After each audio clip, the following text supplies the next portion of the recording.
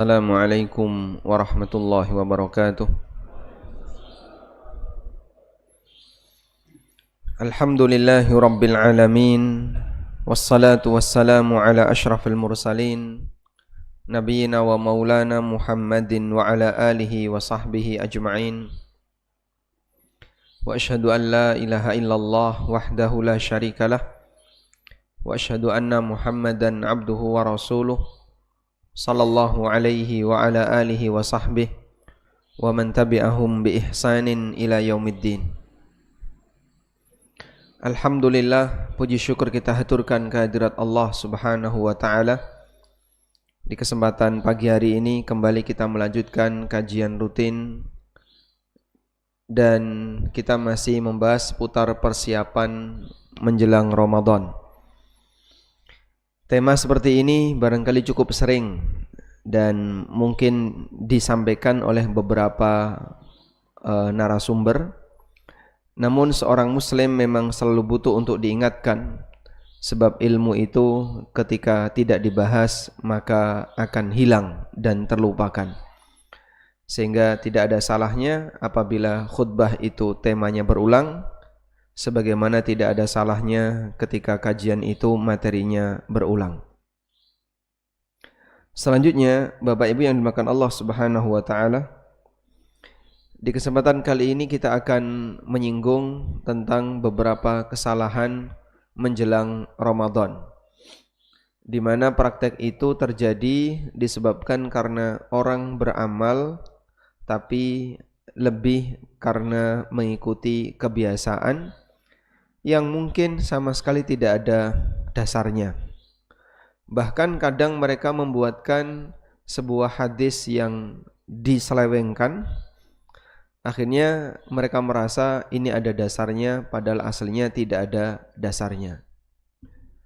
Baik, tapi sebelum membahas itu, saya akan sedikit menyinggung tentang prinsip ini. Bapak Ibu yang kami hormati, bahwa sebuah perbuatan itu dihisap lahir batin. Sehingga kita ketika menilai perbuatan, maka yang kita nilai bukan hanya fisik perbuatannya, termasuk diantaranya adalah motif dalam melakukan perbuatan itu, motivasi, latar belakang ketika orang melakukan perbuatan itu. Karena itu dalam masalah perbuatan, orang tidak hanya dinilai bagian lahiriahnya saja. Nabi SAW pernah bersabda dalam hadis riwayat Muslim, hadis yang sangat terkenal, mungkin Bapak Ibu sudah sering mendengarnya. Beliau mengatakan, innallaha la yanzuru ila suwarikum wala ila ajsadikum wa innama yanzuru ila qulubikum wa a'malikum. Allah tidak melihat wajah kalian, tidak melihat badan dan fisik kalian, tapi yang Allah lihat adalah hati kalian dan amal perbuatan kalian. Maka sebagaimana Allah akan menghisap aktivitas ibadah kita, Allah juga akan menghisap dari latar belakang dan kondisi batin yang kita miliki. Sehingga berdasarkan hal ini, perbuatan yang sama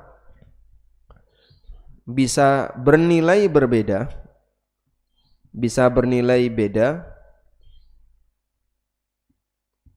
tergantung dari apa? Tergantung dari motif. Sehingga perbuatannya sama tapi nilainya bisa berbeda tergantung dari motif. Motif ini bisa kita sebut niatnya. Dia niatnya apa? Dan Nabi SAW pernah mengatakan, innamal a'malu bin niat. Yang namanya amal itu salah satunya diukur dari niatnya. Sesungguhnya keabsahan amal itu tergantung dari niat. Sehingga kalau niatnya A, maka amal itu bernuansa A. Niatnya B, amal itu bernuansa B, dan seterusnya. Sebagai contoh. Ada orang salat setelah subuh misalnya. Ini contoh agak ekstrim ya. Contoh, salat setelah subuh. Bentuk fisik salatnya sama, si A dan si B salat 2 rakaat setelah subuh. Si A ketika salat 2 rakaat setelah subuh ditanya, "Kamu kenapa kok salat 2 rakaat setelah subuh?" Dia jawab, "Saya qadha qabliyah subuh." Qadha qabliyah subuh. Udah? Perbuatan ini boleh enggak? Qadha qabliyah subuh dikerjakan setelah salat subuh. Qabliyah subuhnya tadi enggak sempat ya. Sampai masjid sudah takbiratul ihram. Kan enggak mungkin dia sampai masjid qabliyah subuh dulu. Imamnya sudah takbiratul ihram. Enggak apa-apa. Imamnya biasanya baca Qur'annya lama. Qabliyah subuh saya cepat. Enggak boleh kalau sudah qomat, tidak boleh sholat sunnah. Sehingga ketika imamnya sudah takbiratul ihram atau sudah iqamat, maka makmum tidak boleh sholat sunnah. Baik. Akhirnya dia kerjakan qabliyah subuh setelah sholat subuh. Boleh atau tidak? Boleh. Perbuatan ini boleh. Dan ini pernah ada di zaman Nabi SAW. B. Dia sholat setelah subuh 2 rakaat. Ketika ditanya, "Kenapa kamu sholat setelah subuh?" Jawaban B, saya sholat sunnah ba'diyah subuh. Pahalanya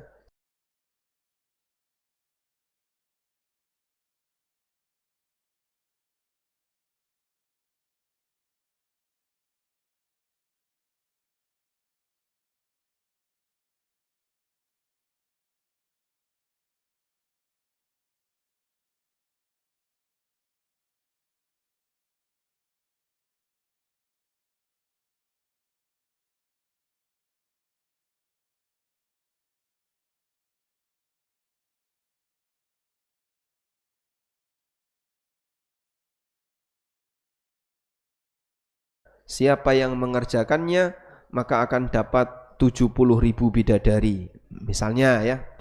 Ngarang dewe kan bisa saja. Baik. Jadi dia punya keyakinan ketika melakukan itu. Dia anggap ini adalah amal yang baik, amal yang sunnah. Bahkan dia sebut ini sholat sunnah ba'diyah subuh. Pahalanya seperti ini. Praktek ini boleh enggak? Boleh enggak? Enggak boleh. Ini salah. Kenapa? Enggak ada ba'diyah subuh. Kamu kok tiba-tiba ngomong ba'diyah subuh itu ada di kitab mana? Loh, kamu belum tahu. Itu kitab terbitan baru. Tidak ada di zaman Nabi SAW. Dan hadis itu hadis baru. Maka praktek seperti ini tidak boleh. Dipahami ya? Sehingga amalnya sama, tapi ketika motifnya beda, nilainya beda. Jadikan ini sebagai kaidah bahwa perbuatan yang sama ketika dilakukan dengan motif yang berbeda, nilainya berbeda. Dan saya kira ini tidak hanya dalam urusan masalah agama, bahkan termasuk dalam hukum dunia pun seperti itu. Sehingga kita misalnya melihat ya, ada pelanggaran yang sama, tapi terkadang seorang hakim memberikan keputusan yang berbeda karena motifnya berbeda. Orang maling karena motifnya misalnya dia nggak punya dan dia dalam kondisi terjepit, dia dalam kondisi kelaparan misalnya. Dengan maling yang hanya sifatnya untuk ngumpulin harta lebih banyak, dengan pertimbangan motif yang berbeda, mungkin hakim akan memberikan keputusan yang berbeda. Karena yang namanya hukum dalam sebuah perbuatan itu tidak dilihat dari fisik perbuatannya semata, tapi juga dilihat dari motifnya. Baik. Selanjutnya, bermaafan. Bermaafan. Ini baik enggak? Praktek bermaafan itu baik enggak? Baik. Kalau kita lihat dari fisik perbuatan bermaafan, ini baik. Oh, bermaafan itu baik. Cuman kalau dilihat dari motifnya, mungkin nilainya akan berbeda. Ada orang bermaafan dengan orang lain. Ketika ditanya si A, loh kok kamu minta maaf sama si B, C, D dan seterusnya.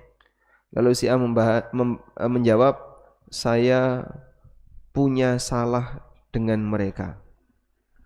Saya punya salah dengan mereka. Dan saya tidak ingin kesalahan ini terbawa sampai mati. Saya minta kepada mereka untuk dihalalkan, saya minta maaf karena saya punya salah dengan mereka. Baik, motif ini benar atau salah? Benar ya? Benar. Sehingga dia ketika minta maaf kepada orang-orang di sekitarnya, motifnya benar. Dia berharap agar dia dimaafkan, yang dengan itu nanti kesalahan dia tidak kebawa sampai akhirat, tidak kebawa sampai mati. Praktek ini benar. Sudah? Yang kedua, B. Dia minta maaf kepada istrinya atau kepada suaminya, kepada orang tuanya, kepada anak-anaknya, kepada tetangganya, teman-temannya, termasuk mantannya juga ya. Dia minta maaf sama ini sama itu.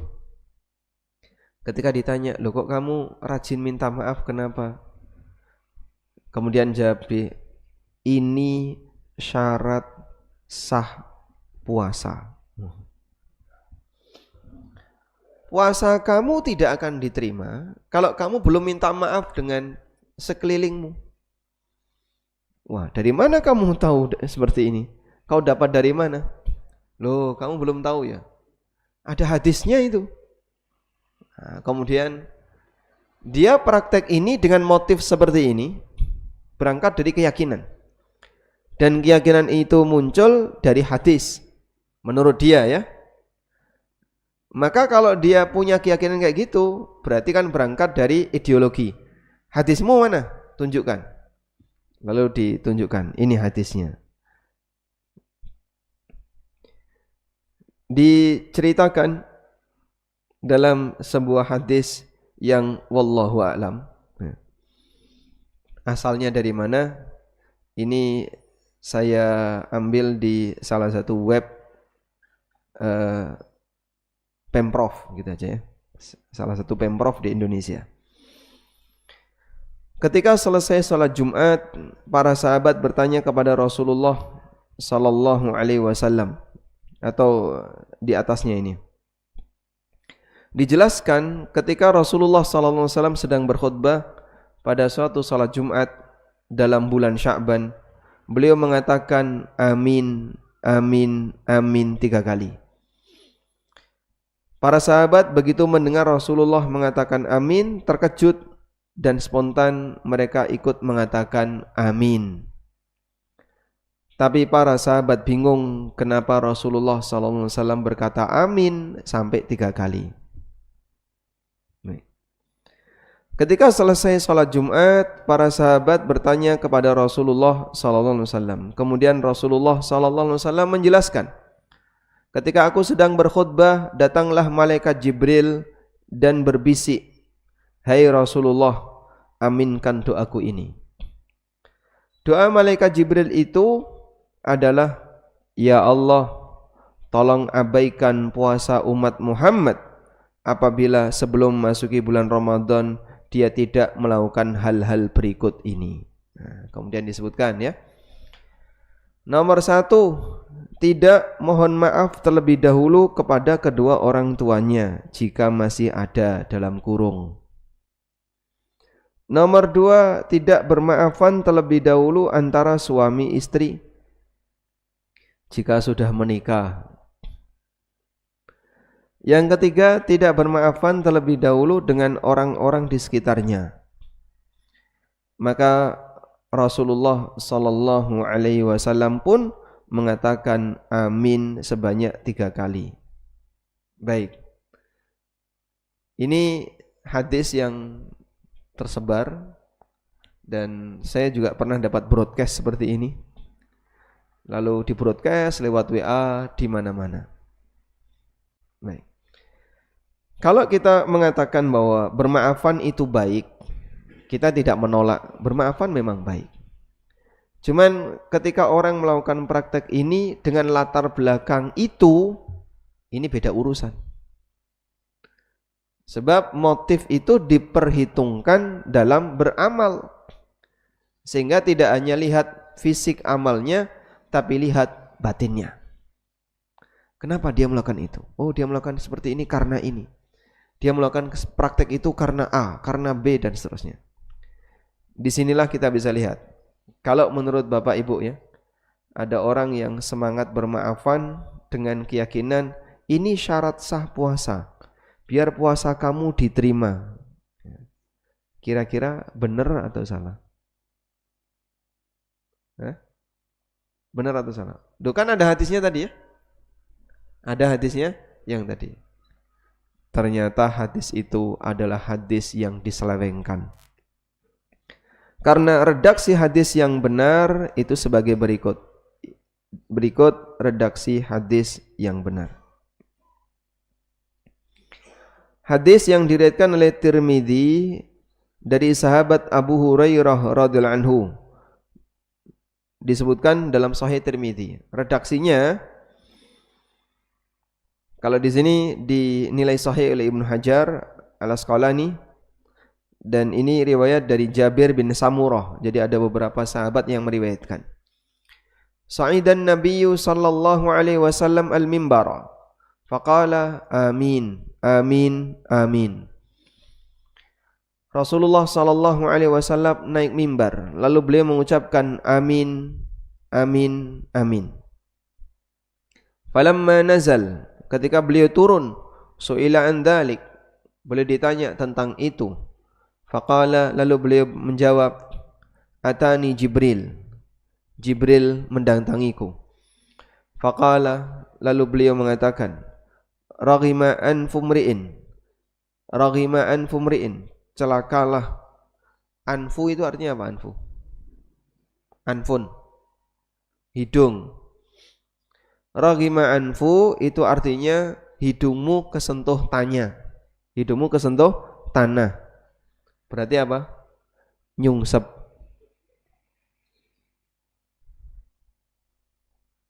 Jatuh dalam bahasa Jawa kan banyak ya.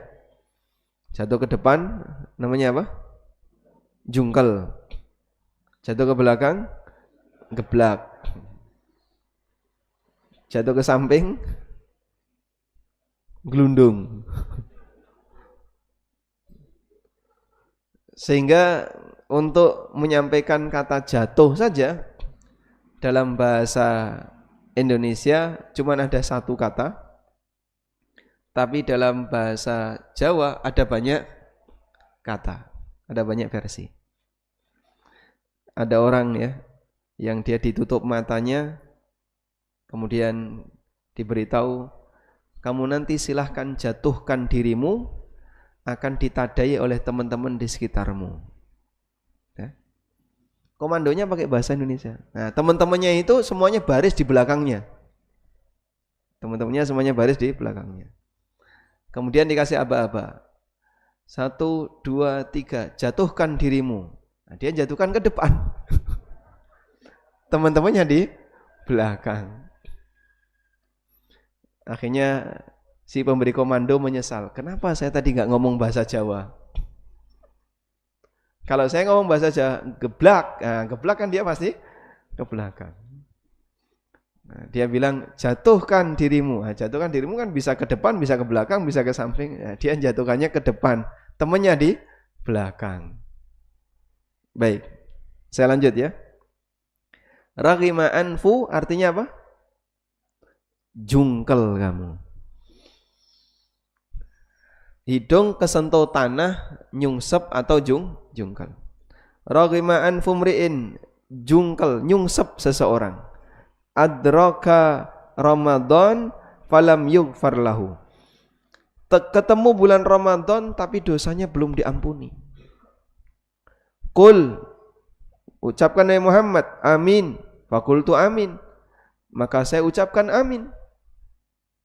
Wa raghima anfu mri'in, dan nyungsep seseorang, dzukirtu indahu falam yusalli alaika, ketika namamu disebut tapi mereka tidak bersolawat sallallahu alaihi wasallam. Makanya kalau kita mendengar nama Nabi sallallahu alaihi wasallam, Bapak Ibu maca salawat sendiri-sendiri sallallahu alaihi wasallam. Ya.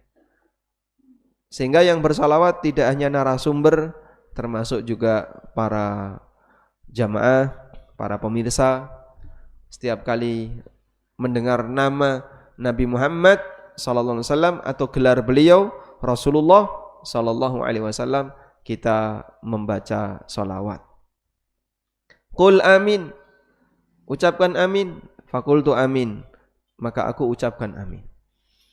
Wa raghima anfu rajulin, dan nyungsep seseorang, adraka walidai au ahadahuma, dia masih menjumpai kedua orang tuanya atau salah satunya, falam yughfar lahu, namun ternyata dosanya belum diampuni. Qul amin, ucapkan amin. Fakultu amin, maka aku ucapkan amin. Demikianlah hadis yang sahih. Nah, coba redaksi tadi kan diubah, Pak.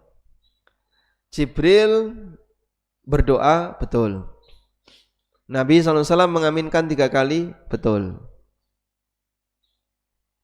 Tapi apa doa Jibril? Diganti. Doanya diganti apa? Abaikan puasa umat Muhammad ya Allah apabila sebelum Ramadan dia tidak melakukan 3 hal berikut. Minta maaf kepada orang tuanya, kepada suami istrinya, dan orang di lingkungannya. Ganti redaksi seperti ini. Yuharrifunal kalima amma wadhi'ih. Mereka mengganti teks yang itu kebiasaan Yahudi, dikatakan oleh Allah.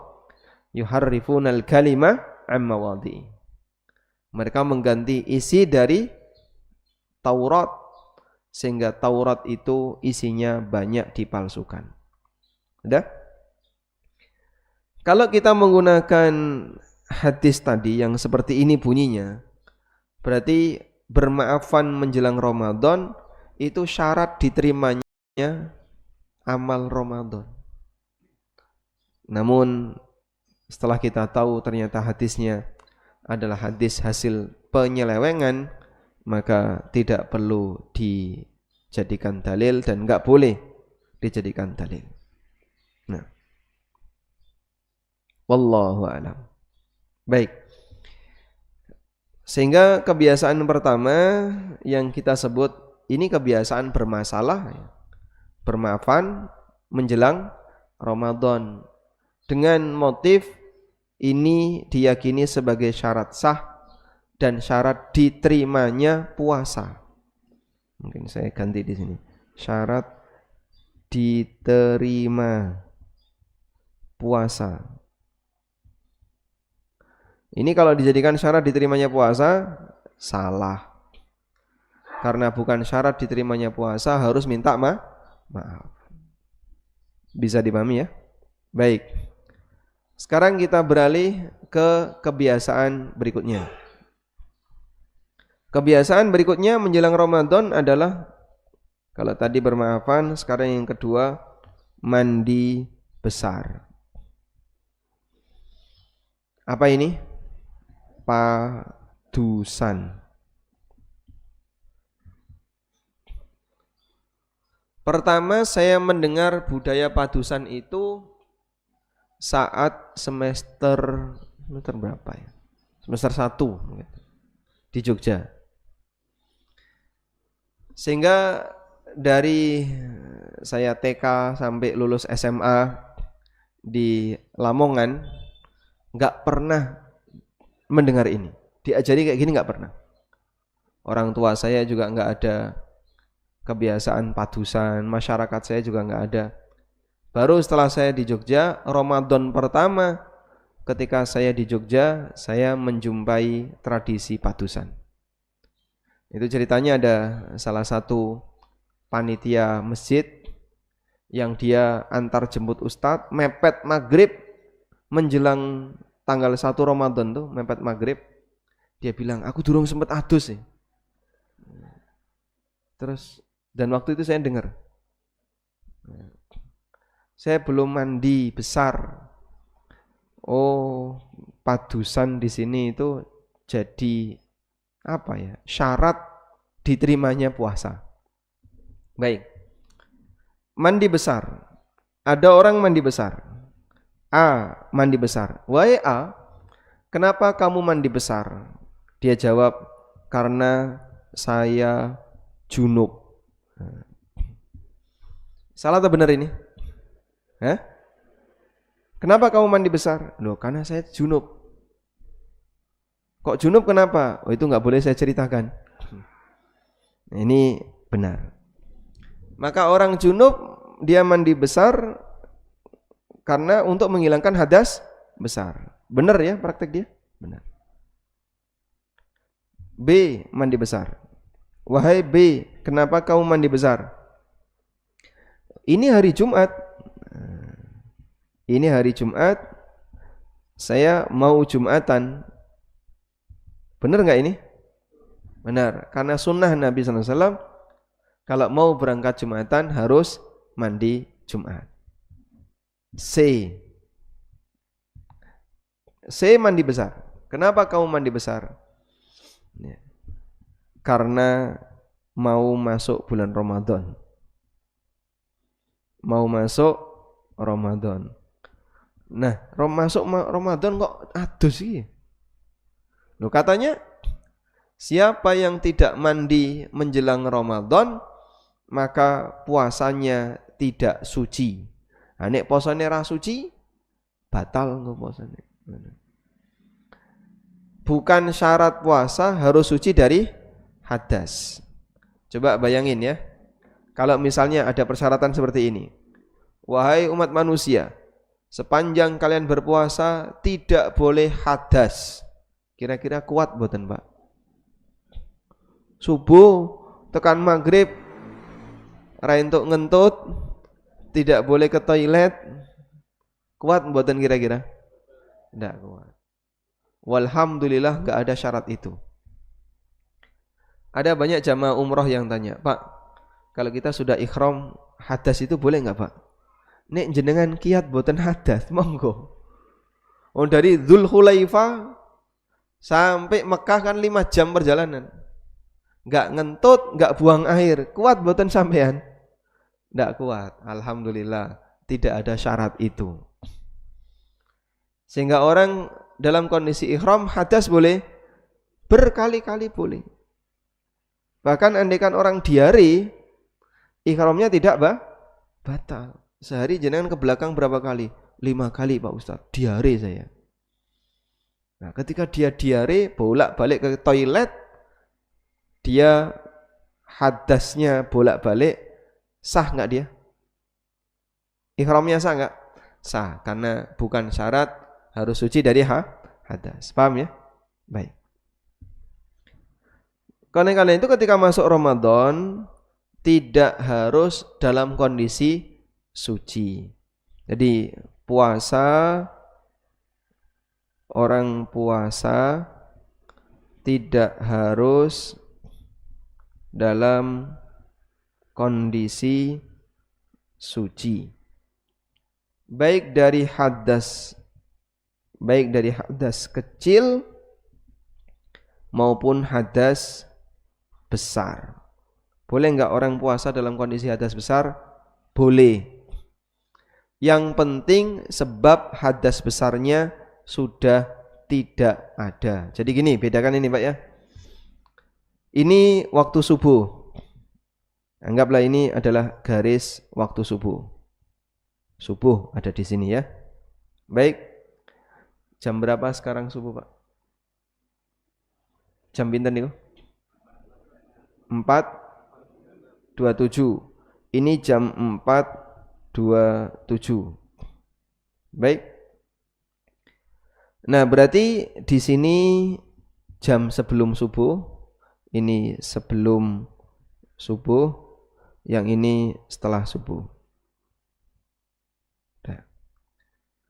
Ada orang melakukan acara di sini. Acara apa Pak? Acara junub. Acaranya di sini ya. lalu berhenti. Misalnya bar sahur, kemudian hubungan badan. Sampai di sini berhenti. Terus turu, habis tidur kebablasan di sini. Nah, di sini bangun dia. Belum mandi. Boleh enggak puasa? Hah? Boleh? Kenapa boleh?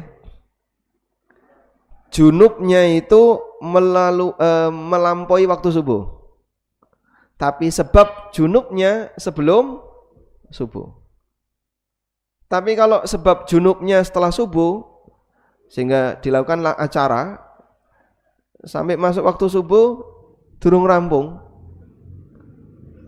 bagaimana nasib puasanya? Dia berdosa, posone batal, dan nanti wajib diqadha. Plus dia harus bayar kafaroh, yaitu membebaskan budak, atau puasa 2 bulan berturut-turut, atau memberi makan 60 orang miskin. Baik. Wanita haid, misalnya ada wanita haid. Haid lalu suci di sini. Nah, pas jam 4:25 suci, putus darahnya. Ya? Tinggal berapa menit? 3 menit.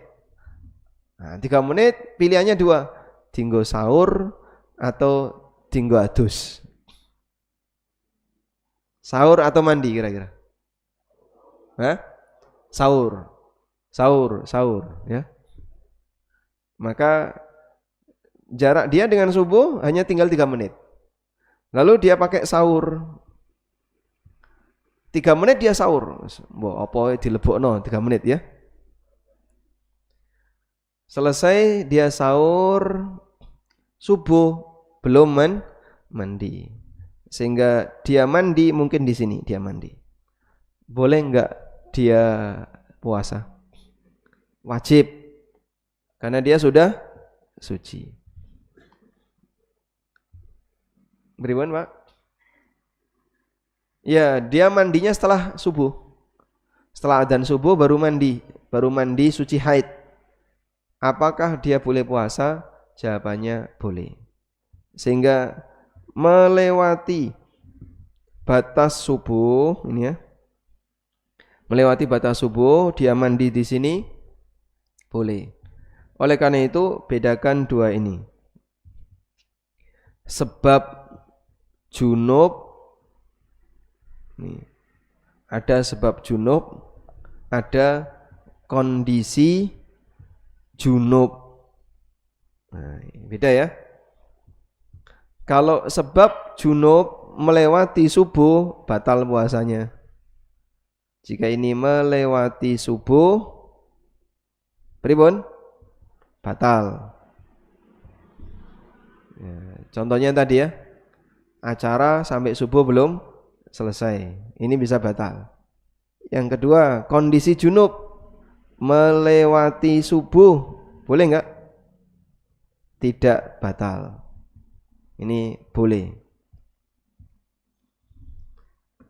Makanya puasa itu tidak disyaratkan harus suci dari hadas. Buktinya ini, Pak, dalilnya apa sih Pak? Dalilnya berikut ini. Nah, Nabi sallallahu alaihi wasallam, kana an-nabiyyu sallallahu alaihi wasallam adrakahu subh wa huwa junubun min ahlihi. Nah, kita baca hadisnya mana? Tak carikan.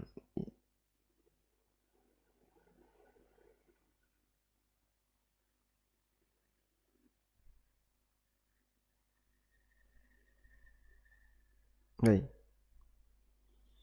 Dari Aisyah dan Ummu Salamah radhiyallahu anhuma, beliau bercerita, mereka bercerita, anna Rasulullah sallallahu alaihi wasallam kana yudrikuhul fajru. Nabi sallallahu alaihi wasallam ketemu waktu fajar alias waktu subuh, wa huwa junubun min ahlihi, sementara beliau dalam kondisi junub karena hubungan badan. Tsumma yaghtasilu, kemudian setelah adzan subuh beliau mandi, wa yasumu, dan beliau puasa. Sehingga ini dalil bahwa Nabi SAW pernah seperti itu. Adzan kemudian baru mandi. Berarti kan memasuki sebagian dari puasa dalam kondisi junub. Hukumnya boleh. Baik. Tapi Pak, itu kan cuma sebagian puasa. Nah, puasa itu kan ibadah kesatuan. Ibadah itu ada yang satu kesatuan. Batal di depan, batal belakang. Batal belakang, batal depan. Contohnya apa? Puasa.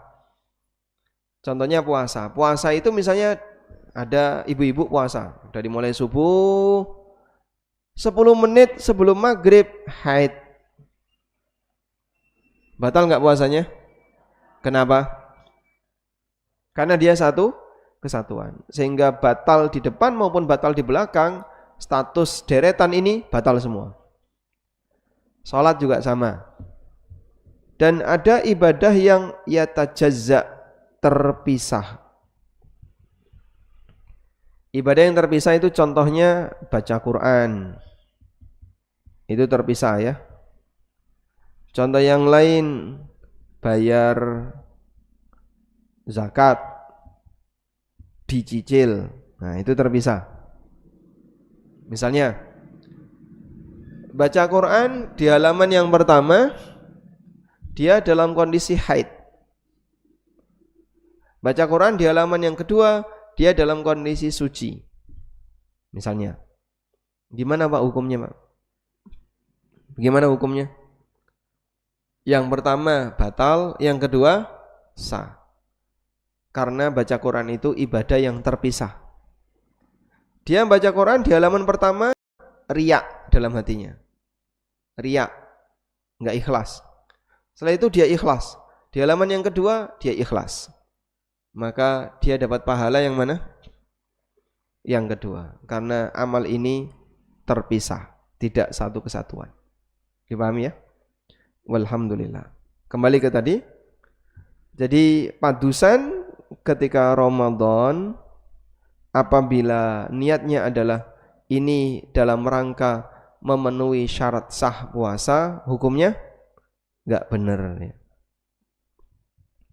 Sehingga padusan dijadikan sebagai atau diyakini, mungkin lebih tepatnya diyakini sebagai syarat sah puasa, ini salah. Wallahu a'lam.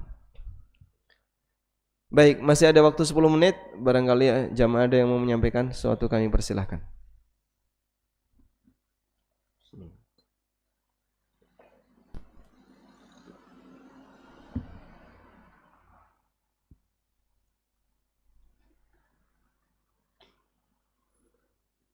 Alhamdulillah. Kalau tidak ada, saya tambahkan materinya ya. Tidak ada? Tidak ada. Coba kita lihat hadis berikut. Mana ini? Ada satu lagi ini, ada satu lagi ya. Kita sampaikan sekalian ini. Kesalahan berikutnya mendahului Ramadan dengan puasa sehari atau 2 hari. Mendahului Ramadan dengan puasa sehari atau 2 hari sebelumnya. Dengan puasa sehari atau 2 hari sebelumnya. Mungkin kata orang, nah ini untuk kehati-hatian Pak, barangkali ini sudah masuk tanggal aku tak poso. Atau sebagai latihan, karena biar nanti ketika Ramadan sudah enak dipakai poso. Ya. Saya pernah itu waktu mungkin SD apa SMP. Jadi saya berniat latihan Ramadan. Nah, pokoknya kurang sekian hari lagi Ramadan. Terus puasa. Akhirnya ditanya sama ibu saya. Kok ra gelem mangan kenapa? Poso. Kok poso latihan Ramadan? Diseneni kon buka. Enggak boleh. Karena kalau sudah masuk pertengahan Sya'ban tidak boleh puasa. Ya, mungkin SMP waktu itu. Kalau sudah masuk pertengahan Sya'ban tidak boleh puasa. Sehingga orang tidak boleh latihan dalam rangka latihan puasa, kecuali yang punya utang belum lunas, kecuali yang punya rutinitas puasa sunnah Senin Kemis, ya lanjutkan terus sampai ujung Sya'ban. Tapi kalau yang tidak punya kebiasaan puasa sunnah, maka sudah mepet-mepet Ramadan jangan puasa. Dalilnya ini hadis dari Abu Hurairah radhiyallahu anhu, riwayat Bukhari. La yataqaddamanna ahadukum Ramadana bisawmi yaumin aw yaumain. Janganlah kalian puasa sehari atau 2 hari mendahului Ramadan. Illa ayyakuna rajulun kana yasumu sauma. Kecuali orang yang sudah punya kebiasaan puasa, falyasum dzalikal yaum, maka silahkan dilanjutkan. Baik. Besok Ramadan tanggal 1 hari apa, Pak? Senin. Andaikan begini, Ramadan tanggal 1 hari Selasa misalnya. Andaikan ya. Ada orang yang punya kebiasaan puasa Senin Kemis. Berarti Senin itu sudah masuk belum? Belum, itu tanggal 30 Sya'ban. Boleh enggak dia puasa di hari Senin itu? Boleh. Kenapa? Karena dia sudah punya kebiasaan puasa sunnah Senin Kemis, maka tinggal dilanjutkan. Khusus bagi mereka yang sudah punya kebiasaan. Nek durung tahu poso sunnah, tiba-tiba aku tak poso sunnah, latihan Arab melbu Ramadan boten pareng, enggak boleh seperti itu. Wallahu a'lam. Walhamdulillahirabbil alamin. Pun cekap. Kurang berapa menit? Oh, silakan.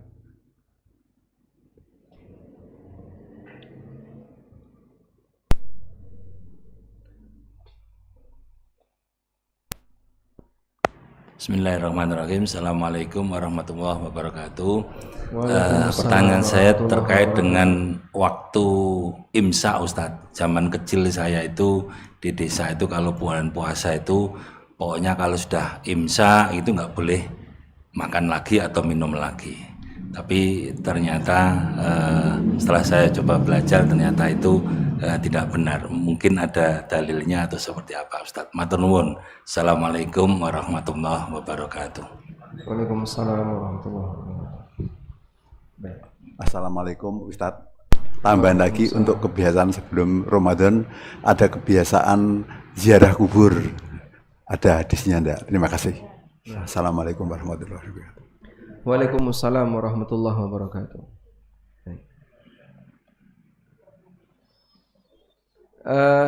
Tentang imsak, kita bacakan dulu ayat ini ya. Allah Subhanahu wa taala berfirman, wa kulu washrabu hatta yatabayyana lakumul khaytul abyadu minal khaytil aswad. Di Al-Baqarah ayat 187 Allah menyebutkan, coba dilihat baris pertama, uhilla lakum, baris kedua libasul lakum, baris ketiga tahtanuna, baris keempat bashiruhunna, terus lanjut sampai ujung. Wa kulu washrabu hatta yatabayyana lakumul khaytul abyadu minal khaytil aswadi minal fajr. Silahkan makan minum sampai jelas bagi kalian ada benang putih di atas benang hitam dengan terbitnya fajar. Meletek fajar itu seperti benang di atas benang. Ada jelarit putih lurus. Dan saya pernah melihat situasi itu, tapi di atas pesawat. Sehingga suasana fajar meletek, fajar terbit itu seperti ada benang putih itu. Benang putih lurus. Terus setelah itu makin terang, makin terang, makin terang. Itu yang dimaksud benang putih di atas benang hitam ketika fajar. Kita lihat ayat ini, Allah masih mengizinkan untuk makan minum sampai terbit fajar. Terbit fajar niku napa? Subuh. Maka makan minum sampai subuh dalam Al-Qur'an dibolehkan. Kok ada yang larang, ra entuk mangan, ra entuk ngombe, wis imsak. Al-Qur'an membolehkan kok kamu melarang. Yang membolehkan siapa? Allah. Dan itu ada dalam Al-Quran. Nah, saya juga nggak tahu kenapa orang melarang. Kalau dia tidak makan, tidak minum sebelum subuh itu sah-sah saja. Tapi kalau sampai diyakini nggak boleh, nah ini melarang apa yang Allah bolehkan. Nggak benar ya. Sehingga seharusnya gimana? Ya silahkan makan minum. Tapi saya nggak usah. Nanti tidak kebablasan, ya itu urusan pribadi. Namun kalau sampai diyakini tidak boleh makan minum 10 menit sebelum adzan, ini urusannya lebih panjang. Baik. Yang kedua, bagaimana dengan, jadi imsak tadi tidak ada ya. Imsak itu artinya apa sih, Pak? Hah? Imsak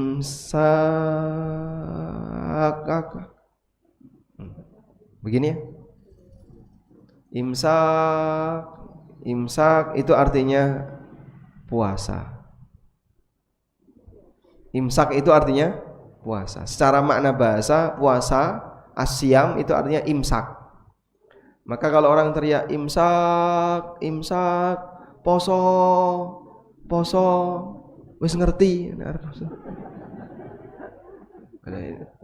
Ini kan bulan Ramadan, masa ora poso kan? Ya, cuman maksud orang ini sudah imsak, kamu jangan makan, jangan minum. Nah, itu mungkin perlu diluruskan. Al-Quran membolehkan makan minum sampai subuh. Dan apalagi waktu subuh di tempat kita itu standarnya beda-beda. Antara jadwal waktu sholat abadi sama punya Muhammadiyah itu selisih itu. Dan yang punya UII juga selisih, beda. Kula niki nate nggih, saya pernah dapat jadwal di kampus UII Masjid Ulil Albab. Kemudian saya lupa tuh. Lalu pas sahur diingatkan, jadwal Ustadz di sini, masya Allah. Akhirnya cepat-cepat selesai gosok gigi, naik motor itu adzan. Saya naik motor di rumah itu adzan, langsung ke Ulil Albab ngebut secepat motor. Sampai di Masjid Ulil masih pada sahur. Loh kok sedo sahur? Iya di sini belum adzan. Akhirnya melu.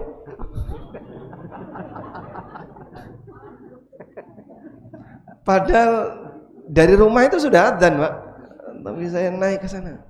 Jadi ada selisih mungkin kurang lebih sekian belas menit ya dengan adzan biasa itu. Menurut hisabnya YI. Karena pendekatan hisab kita berbeda, maka jadwal Muhammadiyah, jadwal UI, jadwalnya Depak itu berbeda. Yaitu ijtihad ya.